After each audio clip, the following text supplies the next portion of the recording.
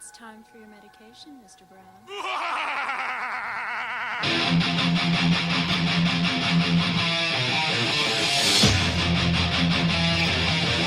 Tonight's episode of TWITS is brought to you by Frost Brewing Coors Light.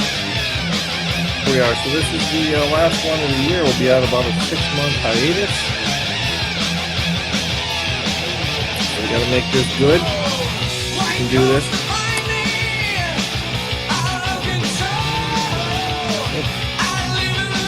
All right, hello again, everybody, and welcome back for the season finale. Hopefully, not the series finale, Mike, like TMS. The season finale of TWITS, joining me once again from his palatial estate there with a, I believe, a Purdue Boilermakers jersey on. Oops. Boiler up. Mr. Mike Paddock, how are you, sir? Howdy. Yep, representing. They beat the hated Michigan State Spartans and told Izzo to go home a couple days ago. Yep, the old 8th ranked Spartans, I believe, and had to represent. How are things up north? You know, they are great. Mr. Brett has had a bit of an issue, potential broken wrist from a check from behind into the board. So he's got a hard cast on now. We find out on Friday if it's broken or not. This comes on the precipice, Mike, of the district tournament. So we're hoping for some good news. But when it happened, it looked much worse. He kind of got hit and the door came open for the penalty box when he got hit. So it wasn't ideal. I thought it was more of a head injury. So nothing in the head, back, or neck. So we're just dealing with some wrist now. They apparently this bone in the wrist called the scaphoid, I believe, is one of the slowest healing in the body, and it can take up for 2 weeks to show a break. So we're on pins and needles with that. But we did nail the 2 seed out of 12 teams for the upcoming tournament. If well, that's either way, but hopefully, Brett gets to play. He's pretty excited about that. So that's pretty much the big news up here. How about down south? Oh, just enjoying the 70-degree weather down here. Yeah, it's about 0 up here. Picked up, started cycling a couple days ago. Nice. Yeah, not bad. Like steroid cycling? I don't need them, but I could probably use them. Obviously. Looking at how snug that Purdue jersey is. All right, Mike. Well, the Northern Tier tonight is presented. The year's last show is going to be presented by Hibernation Ale, Mike, from Great Divide Brewing out of your favorite town and the town that houses the Super Bowl champions, Mike, Denver, Colorado. Yeah. Yeah, it's pretty tasty. They call it an English-style old ale. I don't really know that I agree with that, but whatever. It's tasty, so good season closer. I got a season opener. It's called the Otravez from. Oh, that means one more time.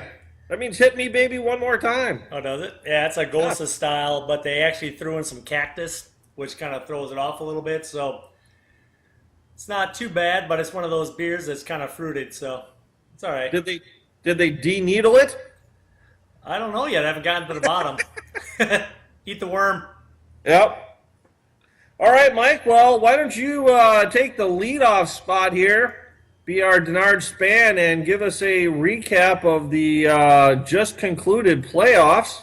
Yeah, could have wore the old Denard Span jersey today if you would have given me a little heads up. Yeah, 2015 SFFL comes to an end, like the aforementioned Denver Broncos are your NFL champs, which really no one cares about. But really, all eyes are upon the SFFL with the unique scoring system. We go 17 weeks during the regular season, and then redraft for wild card, and then again redraft for the rest of the playoffs. I think it's probably one of the best formats out there, especially the way to get into the wild card round. So, your playoff results. We had a couple of Sondermans in the playoffs. I'll start off with the lowest ranking one there, which would be Mickey, coming in at 81 points over the last 2 weeks of the NFL playoffs. Bill with 94. Tom with 112, which leaves us with the commish, Jeff, with 120 points, making him the only four-time SFFL champion besides Greg and Tom. That's right. As he I'm in good company. Caps off a worst to first. I believe you had the first-round draft pick last year. Yes. Not necessarily the worst, but you won the worst last year. You got the first-round draft pick, and that spurred you on to victory. What'd you have? A 13-4 record this year, and you maintained, roughly 60 points for every week.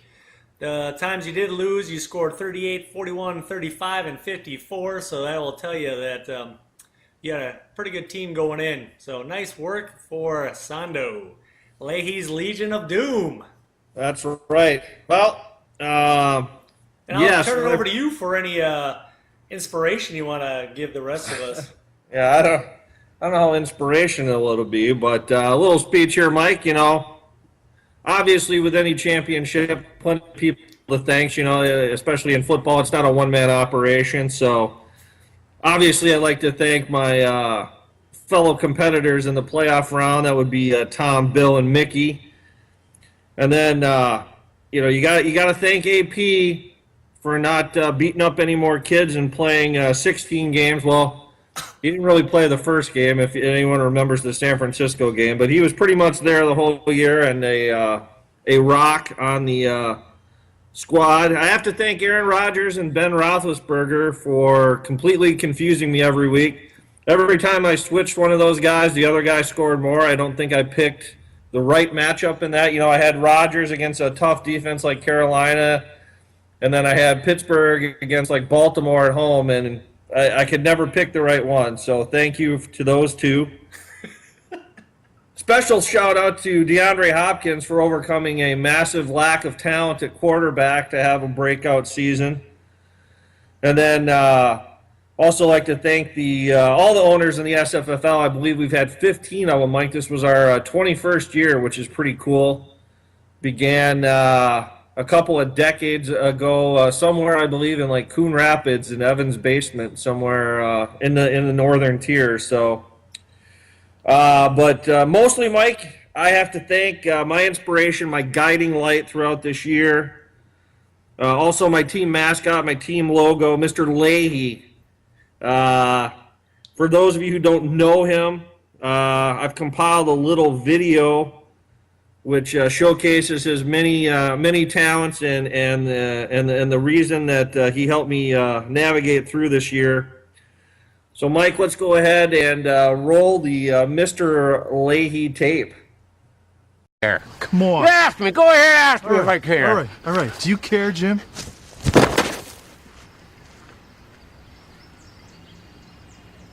Yeah. Yeah, go ahead, ask me. I just asked you. What? Hey! You watch your fucking mouth! Jamie! Mr. Leahy, calm down. Come on, fucker. Hey, hold on a sec, driver! Oh, for fuck's sake!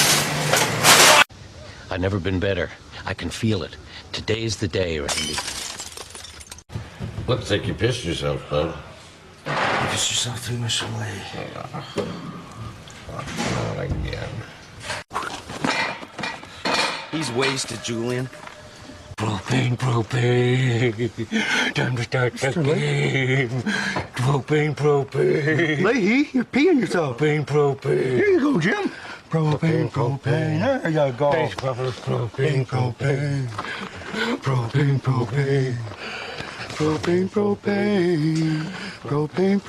Julian, what in the fuck was he on? You gotta think like a criminal. Intimidation is the key, Randy. An individual who's intimidated fucks up. Did you fix that yet? Muffler's on back order, Mr. Julian! I don't know where I felt like I could get a little drink around here, do you, bud? You have to help them in any way you can. No matter what color they are, no matter what country they live in, and no matter what state you're in. Mr. Leahy! Mr. Leahy! What the hell happened? Where's the roof of our car? Wake up, Mr. Leahy. Come on. I don't know. Come on, Mr. Leahy. Another double.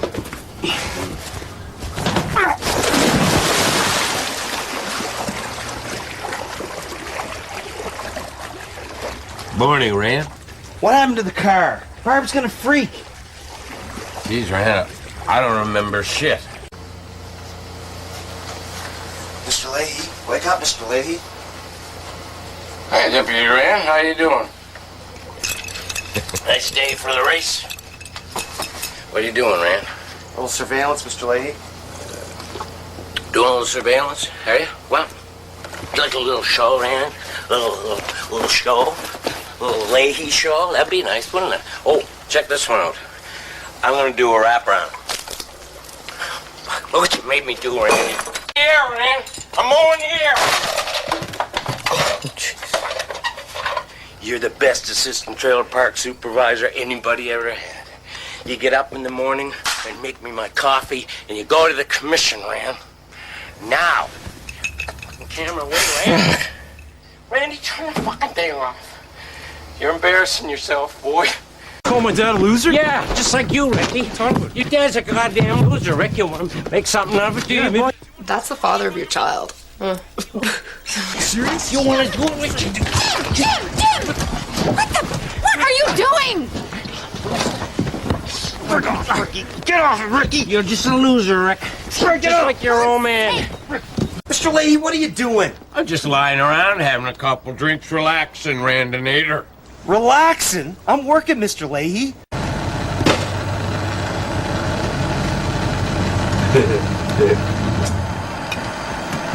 For fuck's sakes.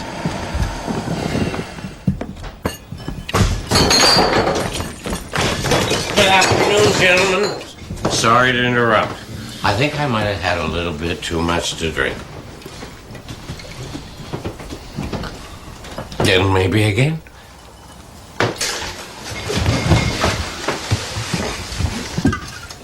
Boys, get him out of here before he pisses himself again. Garver me was getting engaged to Lucy. I'll drink to that, bud. Mr. Leahy, the car!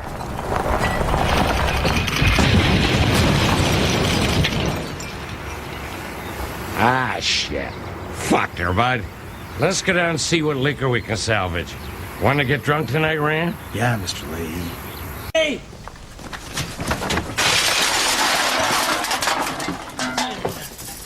Oh, gummy bears. He's fucking wasted again, Julian. You probably all heard that I was fired as supervisor of the Sunny Parks and Park. It's not true. I quit. Jim. And you want to know why? You want to know why? Because I don't give a shit. I really don't, Julian. This place is a dump. You have my permission to do whatever you want, anytime, any place, and you don't have to listen to Pill's Bandy Doughboy or Team Sexy. Oh my God. Listen, I'll tell you what. I'll have a little drink. Celebrate your little picnicky. You want to help me win a contest, little elf? Sure. Starts with a little drinky pool.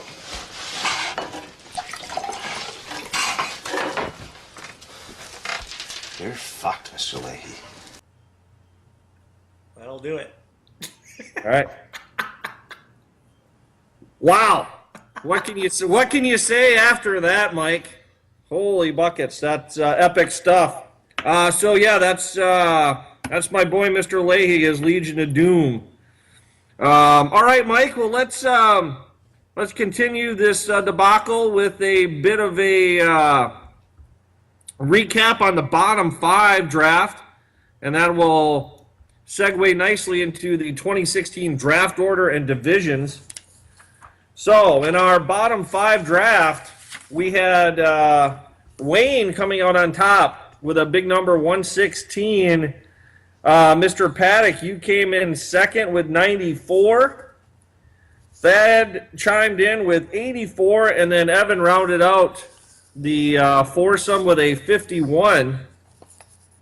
So that leads us to the draft order for next year. So, Mike, in the one hole is going to be Mr. Wayne Bago. You will be drafting second, Thad third, Evan fourth. Greg, who got bounced from the bottom 5 in the wild card round, will be fifth. And then the last 5 in order are Tim, Mickey, Bill, Tom, and Jeff. So what that means is division-wise, it's odds and evens. So the NFC will be comprised of Wayne, Thad, Greg, Mickey, and Tom. And your AFC for 2016 will be Mike, Evan, Tim, Bill, my nemesis, and Jeff. So those are your divisions and draft order. Mike, the draft only, 6 months away? Never too early start prepping. I got my board set. Yep. I'm only through 30 picks, but all right, Mike, why don't we take a look at the week 1 matchups? We also know the week 1 matchups for next year. This is cool. Yes, we do, and I'm going to have a hard time doing this, but yeah, we got week 1 matchups, and we're going to pit Wayne against Thad right away. They always used to show up at the draft with a model of Jaeger. A bottle of Jaeger and a couple of Bruce. So they get that match. They get to square up right off the bat, and then yeah, I could almost have a little bit of a commission's caterwaul on that about technology. That's the one thing that I do kind of miss was, getting together every year for the draft, and obviously it's much easier, especially with greater distances between everyone now, to do it online. But I do miss those days. Yeah, and that was I don't remember what I said, but it's Wayne and Thad. Did I say that right? Yes, you got Wayne and Thad. We got 1 matchup in the books. 4 more to go. You can do this, Mikey. And then we got Greg. He'll be phoning in from Saba Airlines, taking on Tom week 1. Bird falls. And then Mickey against Bill. Oh. And then I'll be taking on the other half of the old Sonderman household. The Wayne Evan. Wayne Evan duo there. So Mike against Evan. All right. And then, you get to take on Boncharelli. Is it Boncharelli and Sonderman? Yep. You're the home team on that one. And then, hold on. I got to go get my calendar and circle that date then. Yeah, and that'll do it. That's it's a week 1 matchup. Like I said, I'm going to have a hard time getting through that just the way it's looking here on the screen. But, should be fun. It's not optimal. I apologize for the JPEG there. But keep that in mind as you're drafting, so you can maybe get that week 1 matchup ready to roll. Oh yeah. All right, Mike. Well, we're going to round out the year with a couple of segments, Mike. What's it been? About 5 months ago, we had a draft way back in August. You and I are going to quickly run through.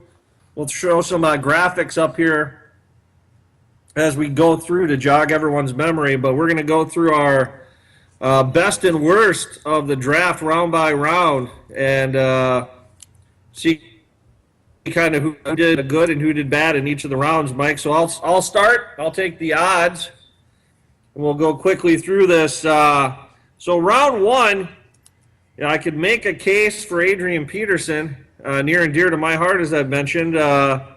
But I think you have to give the best pick of that round, the number 8 pick, to Mickey with Antonio Brown, who probably paced everyone in fantasy outside of the quarterbacks in scoring. And that was 7 picks after me. So definitely Antonio Brown, I think, is the best with 150. And then Thad, I would say, probably got nipped the worst in that first round. He had Marshawn Lynch And due to injury and Thomas Rawls and missing planes and a whole bunch of stuff, I think he ended up with about 40 points on the year only, so not what you're looking for out of your first-round pick. So I'll go Brown and Lynch, Mike, for my first round. Yeah, and in the second round, I got to give a hat tip as well to Julio Jones, was picked by Bill as a wide receiver. Wide receivers are flying off the board, but I thought Tom's pick of Rob Gronkowski at the time was a reach, but it ended up being very well placed at 117 points over the year. So I'll give Tom's pick of Rob Gronkowski the second round steal, and then Wayne with Des Bryant in the second round at pick 15, only netting him about 35 points. That will be your yeah. Yep, obviously there's some injury bug there, but yeah, it didn't go as planned for pretty much anyone in Dallas this year. Yeah. Third round, Mike, it was a little bit difficult, but I'm going to go ahead and tab Bill again with the with probably the pick of the round in Brandon Cooks. It started out kind of slow for him, but he really picked it up and got to triple digits by the end of the year. So I'm going to go ahead and say Brandon Cooks. And then probably what we thought was maybe a reach at the time, Mickey took Andre Ellington, and that didn't pan out. Only a 36 points for Mickey, so I would say that's the heel of that round. Your round 4 pick. Woo! At the end of the round, Jeff coming back with DeAndre Hopkins at 134 points, which was way up there. I'm not sure what the rank was for wide receivers, but that must have been in the top 3 or 4, I would think. And then on the flip side, the other Sonoman picked Melvin Gordon, seven spots ahead of that, and it only netted her about 30 points. A little bit of fumbleitis and a little bit of injury, but Melvin Gordon was not the pick to go with there. Yes, and in round 5, Mike, I think the nod would go to Tim. 224 points out of Tom Brady in the 5th round. I think that would qualify as definitely the steal of that round. And then to make an argument for probably Doug Martin or Todd Gurley also definitely in that conversation between you and Bill. And then for the heel of the draft, I'd probably have to go to Deshaun Jackson. Only 48 points out of your 5th round receiver. So you could maybe say Carlos Hyde, but I went Deshaun Jackson because Hyde got hurt.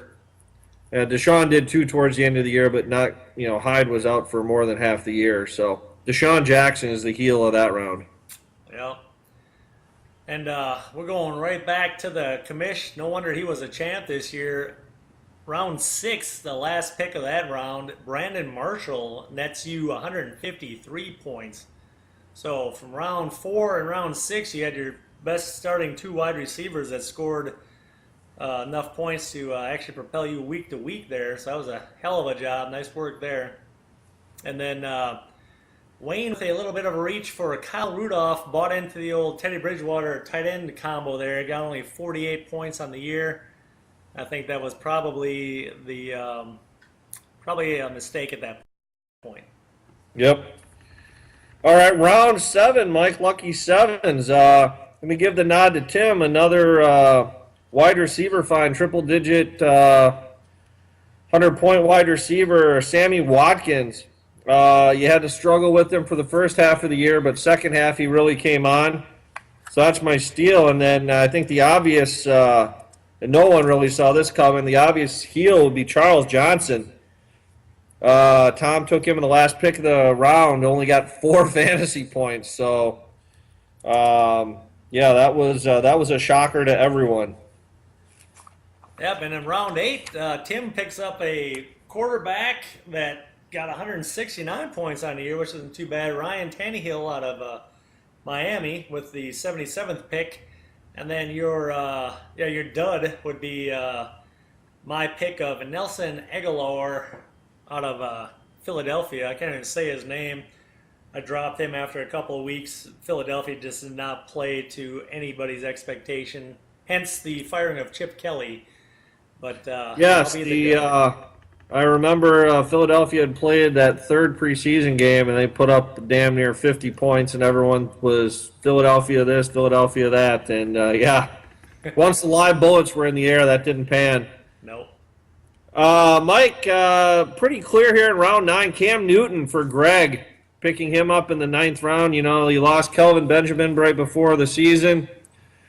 No one knew any receivers that he had, and wasn't looking real good in Carolina there. So that was a nice acquisition, 273 fantasy points. And then Thad, I think, probably with the heel, he had Buffalo defense, which finished 26th overall. He reached for them a bit in the 9th round. So I would say that was the heel. And I'm going to do a little self-gloss in round 10 with the stud being Allen Robinson out of Jacksonville, netting me 146 points, scoring on a week-to-week basis. And he was actually going against the other Allen down there, Rossum, who was, or not Rossum, whoever the other one was anyway. He was Hearns. Yeah, Hearns. He was freaking Alan Hearns. scoping my points week after week, and I still ended up with 146 out of a 10th round pick. I thought that was pretty good. And then on the flip side, great. Yep. On the flip side, you got Evan doing a little little bit of a homer reach there with Percy Harvin going to Buffalo this year, and only ended up with about 15 points. So, wide receivers were your studs and duds that round 10. Yes, round 11. Let's go towards the end of the draft. You can make a case, Mike, for Tyler Eifert. That was you had a great round 10, 11 there. I didn't see triple digits coming out of Eifert, but he got 104. But I think you got to give it to Devontae Freeman. He was Tom's bell cow for most of the year, 153 points. And then the heel, probably Bill, although I think he did this more of as a handcuff to Gurley, but Trey Mason only netted 13 points. So, but like I said, I think that was more of a handcuff situation. So, how about round 12, Mikey? Yeah, round 12, your stud was Mickey's pick of one Larry Fitzgerald, little rejuvenated Larry Fitzgerald down there in Arizona with 106 points out of a 12th round pick. That was very nice. And then a kind of a dud was Thad's pick of Dwayne Allen, and I say that mostly because I had Dwayne Allen the year before, and he was a pretty consistent scorer, but this year with injuries and the problem with the quarterback did not get things done. Yes. Round 13, again, we matriculate to the end of the round, Mike. The steal was David Johnson from Northern Iowa. Came on big and in the playoffs, also 111 points during the regular season. I think he scored something like 13 touchdowns as a rookie. So that'll be a nice keeper for Tom. That puts the rest of us behind the 8 ball. And then the heel, Mike, Bill's pick of Victor Cruz. I don't think Victor Cruz ever saw the field this year. So once again, late round pick, take a flyer, but obviously didn't pan out with him not playing. So, all right, Mike, round 14, what do we got? Yeah, round 14, we're getting a little slim pickings here. So, semi-stud would go to Tim with his Charles Sims pick at running back at 64 points. He was a good fill-in for a couple of weeks there. Doug Martin did come on strong later. But that was a pretty good pickup at round 14. And then your dud would be Greg looking for someone that Tom Brady's going to throw to, picks up Brandon LaFell, who only gets him 21. Okay. And then to round it out, Mike, we'll look at round 15. This is a big keeper round for a lot of people. I think maybe 8 or 9 of these are keepers. But Odell Beckham for Tom, 144 points. That's a no-brainer. And then I would say the heel, probably Justin Forsett. Only 43 fantasy points throughout the year. You can make a case for Devontae Adams, but obviously not a ton was expected out of him. Forsett was supposed to be the bell cow there in Baltimore, and that did not exactly pan out. All right, Mike, so thanks for hopping in the Wayback Machine, everyone. There's our draft recap, and assuming Mike's garage holds up here, we're going to go through our last segment of the year, Mike. These are our overall steals and heels. First, Mike, we're going to do it by position, and then we'll give everyone our top 15. So, Mike, give us real quickly your top heels at the quarterback position, steals and heels. Yeah, your top steal was Washington quarterback Kirk Cousins came in, filled in nicely, got you he was projected to get 150, got you an actual 203, and then followed by the aforementioned Cam Newton, projected at 216, getting 256, so plus 39 there. And your heels would be, your number one draft pick for me, which would be Luck out of Indiana, or Indianapolis, projected at 206, getting 158. And then Romo in Dallas, well, Romo got hurt, so that would be expected, but minus high 40s for both of those. Those are your steals and heels at the quarterback. All right. At the running back position, Mike, Thomas Rawls checks in. He was an absolute beast when he was on the field. So a little bit of a smaller data set here, but he was plus 30 in the weeks that he played. So he's your number one. David Johnson, as we just mentioned, also a plus 30, Mike. So another guy that really came through. And then your heels, Melvin Gordon, who you mentioned in the last segment, he was about a minus 60. Never. I don't know that he actually ever scored a touchdown this year. I don't know. I know he went through about 12 weeks and didn't have one anyway. And then Marshawn Lynch, a minus 54. So those are your leaders at the running back position. Mike, what do we have at wide receiver? Wide receiver, eh? We got Doug Baldwin coming in, projected at 72, got 129, so plus 56 there. And then we already talked about Allen Robinson as well, projected at 103 with 146, so plus 42. And then I'm going to throw in Brandon Marshall as well, because he ended up the highest on that list with 153 actual, with a projected 111, so that was a hell of a job there. And then your heels, you're looking for the Twin Towers down there in Chicago. We're looking for Alshon Jeffrey to step it up after Brandon Marshall left, but could not do it. Projected 107, actual 60, minus 47 on that. And then Devontae Adams, we're looking for him to be a third receiver on the Packers, and he got hurt and just did not come through. So projected 66, only ended up with 25 for minus 41. All right, and at the tight end position, Mike, these guys were your steals. You had Jordan Reed, almost a plus 40. Gary Barnidge, almost a plus 40. And a guy not many people remember, but Zach Miller for the Bears actually came through in a pretty big way. He also a smaller data set, but almost a plus 30 in the games that he played. And then the guys who kind of let you down here, Jordan Cameron was a minus 30. The aforementioned Dwayne Allen right in that same ballpark, and then Heath Miller a minus 27. So those were your heels at the tight end. And then, Mike, let's go quickly through PK for you, and then I'll take the defense. Yeah, PK, I don't know why it's a steal, but New England kicker once again up on top there. Projected 124, got 155 for a plus 31. Carolina, picked him up late myself. Projected 119, came out with 148, so plus 29. And then the heels were Miami, projected at 115, actual 73 for a minus 42, which is huge for a kicker. And then also Tennessee, I don't know how much we were expecting out of them, but 107 projected, 72 actual, negative 35.